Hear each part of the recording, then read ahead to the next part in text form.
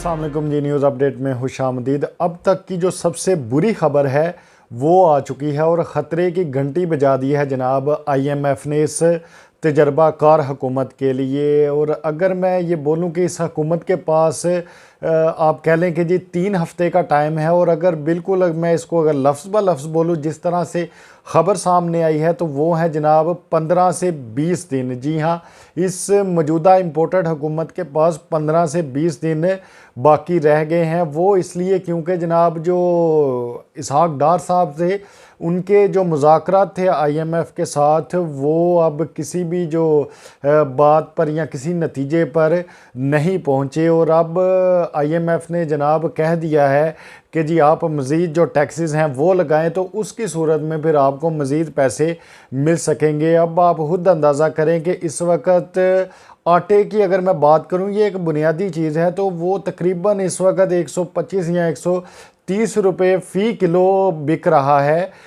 इस इम्पोर्टेड हुकूमत के दौर में। और अब इस पर मज़ीद जो बम है वो गिरा दिया है IMF ने, वो इस तरीके से कि उन्होंने बोला है, IMF ने जनाब ये शर्त रखी है कि जी आप बिजली की जो फ़ी यूनिट की कीमत है उसको आप 31 रुपये 60 पैसे मज़ीद बढ़ा दें। और ये मैं कोई बात अपनी तरफ से नहीं कर रहा, ये जनाब जंग जियो की जो न्यूज़ है, जो इनकी अखबार है द न्यूज़ जंग जियो ग्रुप की, उसमें यह ख़बर छपी है। और महताब हैदर साहब हैं जनाब, सीनियर सहाफ़ी हैं, उन्होंने ये ख़बर छापी है। तो उन्होंने ये सारी डिटेल अब इसमें बता दी हुई है। अब आप खुद अंदाज़ा करें कि इसके बाद जो बिजली की कीमत है वो 90 रुपये फ़ी यूनिट तक चली जाएगी, तो हालात कितने ख़राब हो जाएंगे। और इसी पर मुझे ये बात भी याद आ गई है मिफ्ता इस्माइल साहब की। जनाब वो तो टीवी पर आकर इससे पहले बड़ी बातें करते थे कि जी हम तो 12 रुपये तक यूनिट को लेकर आएंगे। और याद रखिए तब जो यूनिट था इमरान खान साहब के दौर में वो जनाब चल रहा था 16 रुपये। तो ये कहते थे कि जी ओहो बड़ी महंगाई है और ये गरीब आवाम पर बहुत बड़ा बोझ आ गया। और अब इस वक्त जनाब ये 90 रुपये तक लेकर जाने की जो शर्त है वो रख दिया IMF ने। और इस पर जनाब इसहाक डार साहब ने अब कहा है कि जी हमारे कुछ मुज़ाकरात चल रहे हैं दोस्त ममालिक से। दोस्त ममालिक में जो हैं वो हैं जनाब चाइना है, सऊदी अरब है और तुर्की है।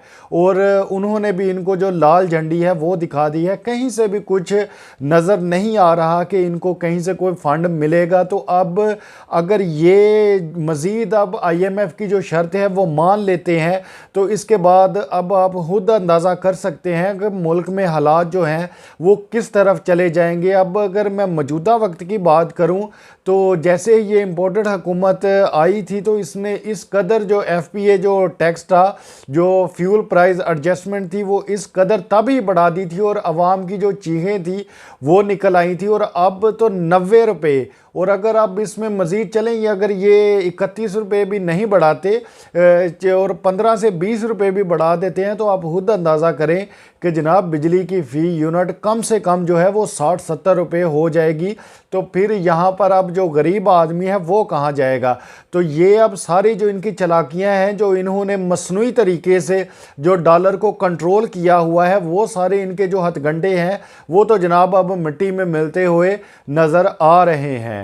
लेकिन अगर मैं गवर्नमेंट की बात करूं तो गवर्नमेंट जनाब डटी हुई है, जी नहीं जी हम मुल्क को संवारेंगे, हम ये करेंगे वो करेंगे।